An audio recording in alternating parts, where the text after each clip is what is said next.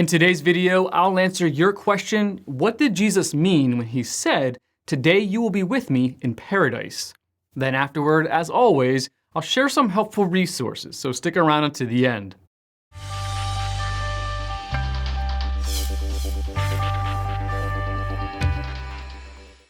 It is common knowledge that punctuation, including commas, was introduced into the biblical manuscripts centuries after the books were completed. Therefore, commas are not authoritative. However, the placement of commas can affect our understanding of a text. For example, in Luke chapter 23, one of the thieves crucified next to Jesus says, "Jesus, remember me when you come into your kingdom." Jesus answered him, "I tell you the truth. Today you'll be with me in paradise." Verses 42 and 43. Commas help keep the original phrasing intact.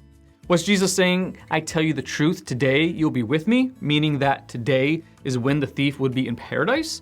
Or was he saying, "I tell you the truth, today you'll be with me," meaning that today is when Jesus was speaking? First, we note that every major Bible translation inserts the comma before the word today.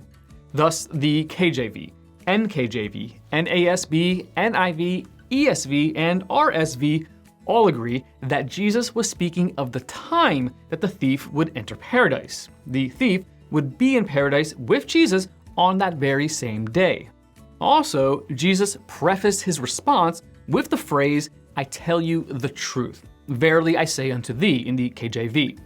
Many scholars have noticed that Jesus uses this phrase as a prefix phrase when he is about to say something that should be listened to with care. 76 times in the New Testament, Jesus uses the phrase. Interestingly, no one but Jesus ever says it. When the Lord says, "I tell you the truth," he is affirming that what he is about to say is worthy of special attention.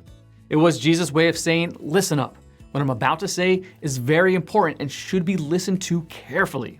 We're too used to hearing the phrase to appreciate the astonishing authority it expresses and the often solemn nature of the announcement that follows. In every one of these 76 times Christ uses this introductory phrase, he simply says it and then makes a startling statement.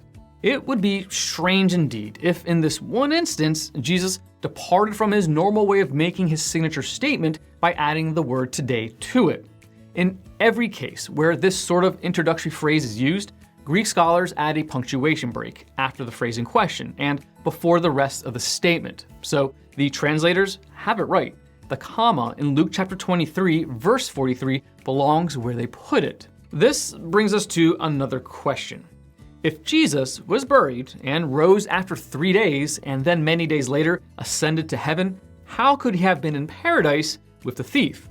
After Jesus died, it was his body that was buried in the tomb. However, Jesus' spirit or soul was not in the tomb. Jesus' spirit was in the Father's presence. As Jesus was hanging on the cross, paying our penalty for sin, he made a promise to a dying, repentant thief. By the grace of God and the power of Christ, that promise was kept. The thief's sins were washed away, and his death that day was his entrance to paradise.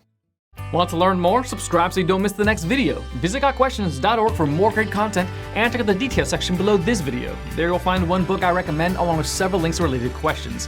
If you'd like to learn about Bible Munch or if you're interested in bite-sized devotionals, subscribe to Bible Munch on YouTube. It's linked right here. Now remember, got questions? The Bible has answers. We'll help you find them.